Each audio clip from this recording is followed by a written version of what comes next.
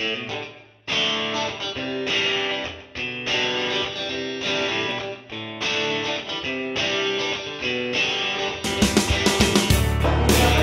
tout le monde, je vous retrouve pour faire une vidéo un peu spéciale. Je suis actuellement dans le musée du parfum. Vous reconnaissez cette salle qui est iconique et donc je vous emmène avec moi. Pourquoi? Tout simplement pour découvrir le lieu parce que c'est la première fois que je viens en fait, donc je vais visiter et me faire plaisir. Mais également je vais rencontrer en fait le créateur d'une marque du coup de parfumerie de niche qui s'appelle Paul, qui a monté sa marque du coup, enfin qui en tout cas a été lancée il y a 2 mois, qui s'appelle Made in Pigalle. Donc du coup je vais vous proposer de faire une petite interview avec lui en fait pour vous présenter la marque, vous dire un peu ce que c'est. Je sais que vous êtes beaucoup à me poser beaucoup de questions sur le parfum parce que ça vous passionne et vous n'avez pas trop d'informations, donc je me suis dit que c'était vraiment l'occasion parfaite en plus dans un super lieu. Si vous avez l'occasion de passer à Paris, il faut absolument que vous alliez voir ce musée parce qu'il est, il est vraiment splendide. Donc du coup, je vous emmène avec moi, c'est parti. Donc du coup, je vous présente Paul qui a fait sa marque Made in Pigalle et est-ce que tu peux nous parler un petit peu du coup de ta marque, du concept? Absolument. Alors Made in Pigalle, c'est une maison de parfum contemporain qui révèle le Paris des Parisiens. Qu'est-ce que je veux dire par là? En fait, Made in Pigalle, c'est un air de Paris, c'est une atmosphère, c'est des sillages inédits. Et en fait, c'est une façon en fait de recréer, de parler de Paris de manière un peu différente. Donc, ce Paris vibrant, fait d'énergie créative. Et ce que je voulais montrer en fait en créant cette maison de parfum, c'était que comme nos Parisiens, ils sont par essence élégants, mais ils ont aussi ce qui fait leur je ne sais quoi si parisien, c'est en fait une impertinence, une élégance, une créativité unique en leur genre. Donc en fait si je résume Made in Pigalle, c'est un mélange foisonnant et un peu canaille de créativité, d'élégance et d'impertinence, voilà, qui est faite avec une collection de 9 la question que j'allais te poser en fait du coup, c'est le nombre du coup de fragrances que tu proposes. Et est-ce que du coup c'est masculin, c'est féminin, c'est mixte? Alors on a 9 fragrances, 9 personnages. Donc chaque personnage, alors on a Simone Saint-Germain, on va avoir Abel Inabès. Je voulais montrer en fait ces parfums, je voulais vraiment montrer, pour chaque personnage, il y a une création olfactive derrière et montrer la diversité de Paris. Donc je vais avoir un très joli floral, je vais avoir un très joli boisé, on va avoir un agrume, on va avoir un chypré. L'idée c'est que un parfumeur te dira toujours, de toute façon, un parfum n'est ni masculin ni féminin. Donc en fait, oui, il se réfère à des personnages, mais ils sont aussi bien, ils sont ni féminins ni masculins, en fait, ni tout à fait féminin ni tout à fait masculin. Voilà. Sauf un peut-être Elsa qui est un très joli floral plus féminin. Oui, qui a un côté un peu plus fruité en plus, il me semble, c'est ça? Absolument. Ouais. Voilà. Et moi du coup j'avais une question, c'est au final, qu'est-ce qui t'a donné envie de lancer ta marque? De lancer tes jus? Est-ce que c'est quelque chose qui te trottait dans la tête depuis longtemps? Est-ce que finalement c'était un coup de tête? Comment ça s'est passé finalement l'émergence de cette belle marque? Alors l'émergence de cette belle marque, c'est que moi j'ai une vingtaine d'années d'expérience dans le parfum, donc dans des grands groupes de parfums, surtout à l'international, puisque moi j'ai vécu plus de 15 ans aux États-Unis, à New York notamment. J'ai voyagé beaucoup, notamment en Asie, voilà, donc toujours dans le parfum et les cosmétiques. Et en fait, je suis revenu à Paris il y a maintenant 1 an et demi. Et comme je le disais, je voulais monter ma maison de parfum. Donc c'est pas un projet comme ça, tiens, c'est sympa, on vient à Paris. Allez, sympa, on va faire. Non, je voulais vraiment monter ma maison de parfum. C'était un projet qui me tenait à cœur depuis maintenant 5-6 ans. Et en fait, en revenant à Paris, j'ai été complètement sous le charme de cette, comme je le disais auparavant, cette émulation créative. J'ai rencontré plein de jeunes entrepreneurs et je voulais parler de Paris, mais comme je disais avant, de manière différente. C'est-à-dire que je voulais vraiment parler, je voulais pas parler de Paris comme avec la Tour Eiffel, le Moulin Rouge, etc. Mais je voulais vraiment montrer cette diversité qui fait la richesse et l'unicité, ce côté très unique de Paris. Du coup, la question qu'on se demande tous, c'est est-ce que ces personnages-là, ils sont sortis de ta tête? Est-ce que c'est des personnages de romans? Est-ce que c'est des gens que tu as rencontrés? Est-ce que c'est complètement inventé de zéro? Non, c'est pas du tout inventé. En fait, tous ces personnages existent vraiment. Donc, Simone Saint-Germain est donc une fashioniste new-yorkaise qui est venue à Paris il y a une dizaine d'années pour travailler pour une maison de couture. Simone Saint-Germain existe et habite Saint-Germain, américaine. Vous avez donc ces 9 caractères existent. comment dirais-je, il représente vraiment, je dirais, la mosaïque parisienne actuellement. Donc, il y en a un qui est photographe, l'autre qui est dans la mode, le troisième qui est quelqu'un de très vegan, très bio, etc. Les jus sont vraiment, en fait, il y a beaucoup de storytelling dans mon histoire et dans ma maison, et les jus sont vraiment très liés à leur personnalité. Vous avez, je crois que c'est ton parfum préféré, je crois qu'il y a Marine Le Marais qui est un très très joli fruité avec un bourgeon de cassis. Et ils ont tous un côté, tous mes parfums, quand je disais, tous mes parfums ont un côté très pétillant dans la note de tête, parce que c'est cet enthousiasme parisien que je voulais montrer. Et après, il y a cette profondeur, voilà. Mes jus sont faits donc à Grasse, avec un parfumeur extraordinaire. En fait, l'idée vraiment, c'est de faire. J'ai mis beaucoup de temps et de qualité dans mes jus parce que je pense que c'est important. On aime un jus et on rachète un parfum parce qu'il correspond à notre personnalité. Je ne vais faire aucun compromis. Donc avec des matières vraiment des très jolies matières. Et ça, comme je disais, c'est fait à Grasse. Mais en même temps un vrai parti pris olfactif dans tous mes jus. Oui, il y a une vraie originalité de la même manière que justement à Paris on retrouve ce côté aussi très racé et très parisien, qui a ses défauts mais qui a aussi ses qualités. Absolument. Donc du coup mettre ça en flacon finalement. Voilà, complètement, c'était l'idée. Donc voilà, et puis ce que je disais, ce qui est un point important aussi dans Made in Pigalle, c'est que je travaille uniquement avec des artisans français. Donc c'est Made in France de la conception, de l'idée jusqu'au consommateur final, mais c'est surtout travailler avec des artisans qui sont souvent des entreprises de première, deuxième, troisième génération, des entreprises familiales. Voilà. Avec un savoir-faire. Avec un vrai savoir-faire et puis beaucoup de plaisir à travailler avec tous mes partenaires, aussi bien les packaging que mon flacon, etc. Et donc c'est une très jolie histoire. En fait, tous les gens qui ont participé à ce projet, il y a un vrai enthousiasme derrière. Et j'espère transmettre cet enthousiasme à mes futurs consommateurs. Voilà. Bah oui, vous allez découvrir. Et du coup, là actuellement tes jus, en fait, tu as une boutique en ligne, c'est ça? Alors, comment ça fonctionne? Alors actuellement, je vends en ligne, donc madeinpigalle.com. Je vends à l'international. D'ailleurs, c'est assez surprenant parce que je dois faire 40% de mon chiffre à l'international. J'ai des gens des États-Unis qui m'ont commandé. Et ce n'est pas vraiment étonnant. Ce qui n'est pas étonnant, côté Made in Pigalle, le côté France, un sac à dos qu'on peut rapporter C'est vrai. Alors, oui, c'est vrai complètement. Alors, tu me diras, oui, mais acheter des parfums en ligne, c'est bizarre, ou c'est compliqué parce qu'on veut sentir les jus. Oui, c'est vrai. On est curieux, quoi. On est curieux. Alors moi, j'ai un système où j'ai un petit coffret de ce que j'appelle les mini parisiens qu'on peut acheter et ensuite qu'on peut acheter en ligne. Et après, ensuite, je rembourse le prix de ce petit coffret, ce qui permet de tester les fragrances. Également, quand on achète une fragrance, je donne des échantillons. On aime, on garde, on n'aime pas, on renvoie, je rembourse. Donc ça c'est. Et puis à côté de ça, donc je suis en train de discuter avec plusieurs points de vente. Justement, on est actuellement aujourd'hui dans un très joli endroit qui est le musée du parfum. Le grand musée du parfum de Paris. Je vous montre un petit peu la salle dans qu'on est, qui est absolument sublime. C'est sublime. C'est un ancien hôtel particulier et je suis en discussion pour être ici. On va ouvrir à partir de la semaine prochaine une boutique éphémère dans le Marais. Donc ce sera relié sur les réseaux sociaux, aussi bien Facebook, Instagram, etc. Donc tous les lundis, on appelle ça les lundis de Made in Pigalle. On sera dans une très jolie boutique dans le Marais. Donc l'idée c'est de faire des choses un peu différentes et de pouvoir de faire des choses différentes. Et puis après, je suis en discussion avec d'autres points de vente, je suis en discussion également avec quelques concept stores, notamment aux États-Unis. Donc voilà, ça va venir petit à petit. Et puis on a hâte aussi, évidemment en ligne c'est super bien parce qu'on a besoin de se déplacer, on peut tout regarder, on peut prendre son temps, c'est hyper agréable. Mais après on a aussi l'émulation de pouvoir les sentir. Il faut les sentir, c'est important, il faut le sentir. Voilà.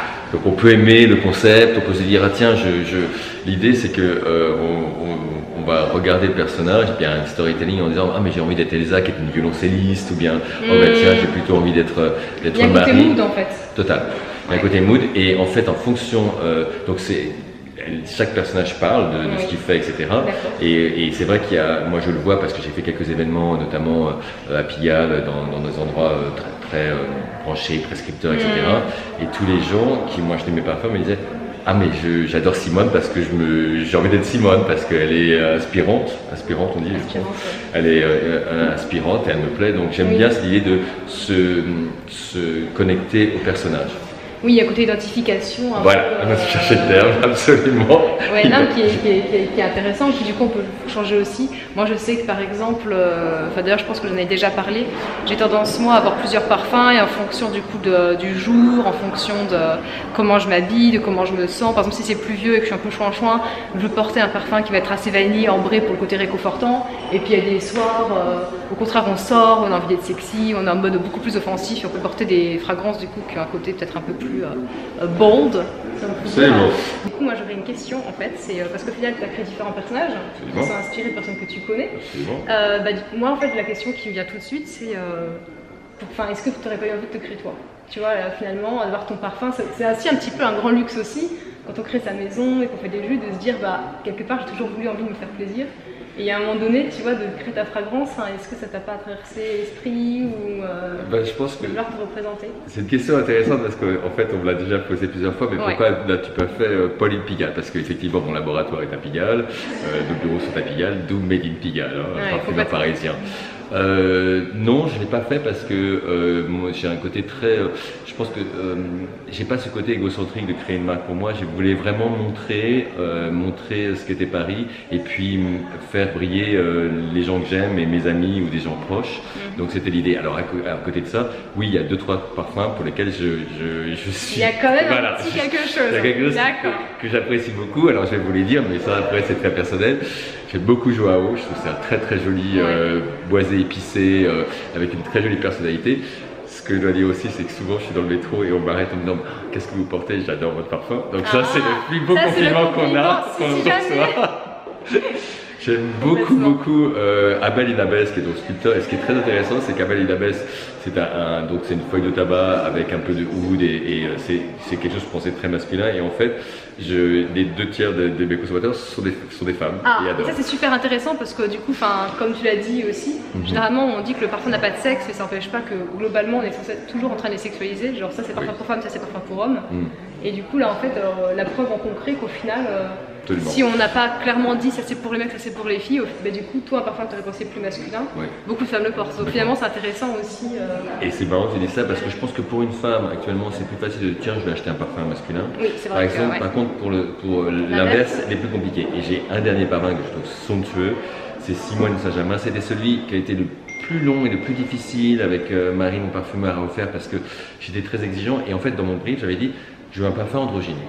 Oui. C'est-à-dire que je veux un parfum, et c'est très intéressant parce que c'est un parfum qui est très féminin au début, puisqu'on a une feuille de violette et de la rose sentifoliaire de Grasse, et après il y a ce santal qui est très très masculin, et moi je l'adore, et c'est marrant parce que c'est ce que tout le monde me dit en me disant mais c'est un parfum que tu as fait pour une femme, mais qui est très masculin aussi, qui est très androgyne. Donc, et j'aime justement cette ambiguïté dans tous les parfums, et puis tout parfumeur vous dira un parfum mais pas pour homme ou pour femme. On voit au Moyen-Orient par exemple la rose qui est un ingrédient très masculin et très féminin dans les pays occidentaux. Donc bon, ça ne veut rien dire. Donc voilà, donc je n'ai pas de parfum ni féminin ni masculin. Est-ce qu'un homme achètera Simone? Je ne sais pas, je l'invite en tout cas. Et une femme achètera Victor, absolument.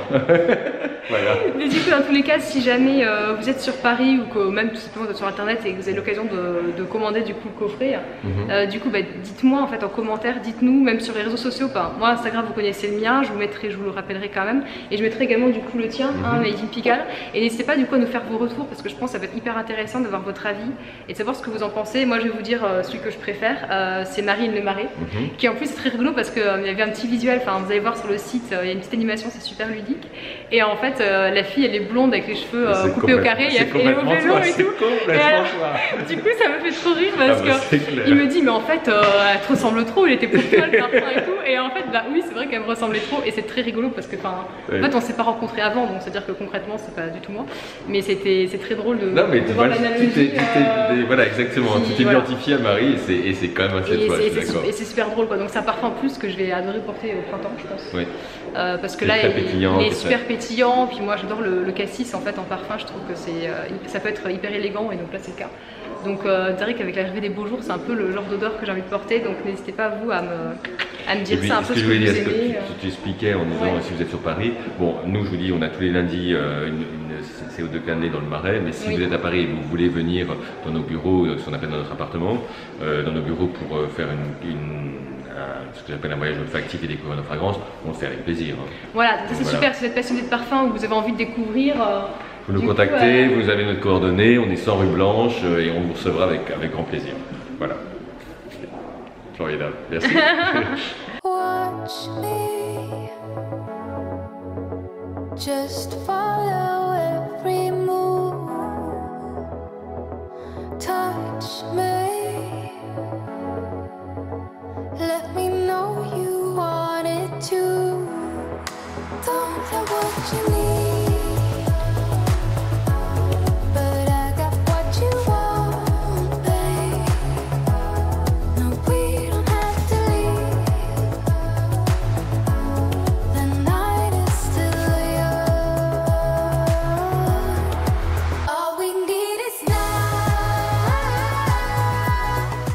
On est là-bas avec le petit crayon. D'accord. Vous avez 4 familles d'odeurs, les gourmands, les bois, les fleurs et les agrumes. D'accord. Dans chaque famille, pardon, vous avez 3 odeurs différentes. D'accord. Il vous suffit de sentir les petites bandelettes de papier pour essayer de reconnaître l'odeur. Voilà, elles sont imbibées. D'accord. Voilà. Et en fait, après, on essaie de les retrouver, c'est ça? Et vous entourez l'odeur que vous pensez correspondre. D'accord. Vous avez les réponses. Super. Et les petites fiches sont là-bas, du coup? Oui, voilà. Allez, j'en prends une, merci beaucoup. Donc vous avez entendu le monsieur, je pense. Donc en fait je vais tester notre mémoire. Donc c'est un petit blind test avec les agrumes, les fleurs, les bois, les gourmands. Donc voilà, le papier est vraiment super beau. Ça me fait réviser un peu mes cours d'olfaction puisque je ne sais pas si vous savez, mais j'ai des cours maintenant de parfum. Donc du coup c'est parti, on va voir. Il y a beaucoup de personnes qui sont sur le stand. Et du coup on va voir si je suis toujours très douée ou pas du tout. Donc on va commencer par les fleurs. Just follow every move, touch me, let me know you want it too, don't know what you need. Ok, ce qui est assez marrant en fait, c'est que la note de tabac froid, je trouve que ça sent plus le thé. Enfin, il y a une note thé, vous savez, un peu thé noir, plus que vraiment tabac froid, genre l'odeur de cigarette qui est froide. Je vais sentir l'absinthe, apparemment ça sent la réglisse, donc on va voir ça tout de suite.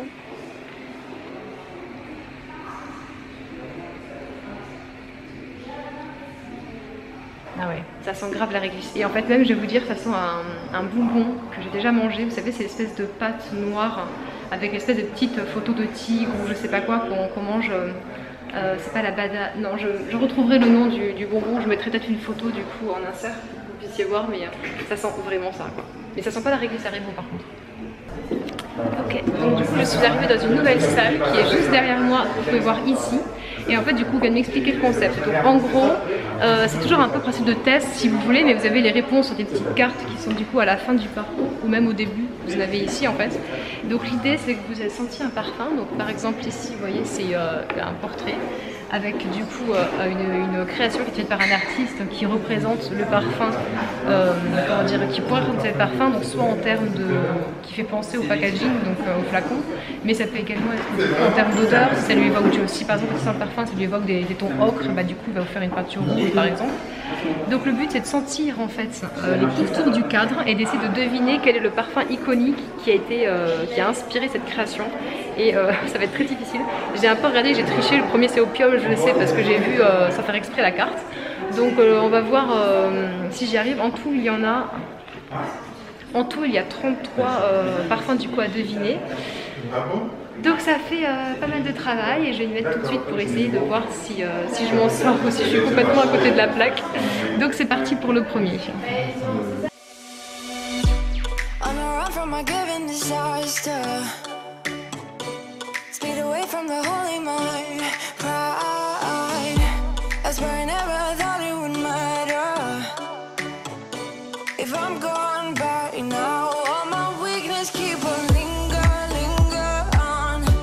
De retour dans le présent, je viens de me rendre compte, car je suis en train d'éditer la vidéo, que je n'avais pas clôturé ce premier vlog. Et je ne peux pas partir sans vous faire un bisou. J'espère vraiment qu'il vous aura intéressé, que vous aurez appris des choses, que ce soit autant au niveau de la visite du musée que de l'interview de Paul. Je sais que vous êtes assez intéressés par le parfum et de ce point de vue-là, on a très peu l'occasion de pouvoir rencontrer les personnes qui sont derrière les marques. Donc ça peut être les créateurs ou les parfumeurs, enfin toute l'industrie en fait est relativement secret. Donc je voulais vraiment vous donner l'opportunité de le découvrir, voilà tout simplement. Donc j'espère que ce vlog vous aura plu, je vous fais plein de gros bisous et je vous dis à très bientôt dans une prochaine vidéo. Watch me, just follow every move, touch me.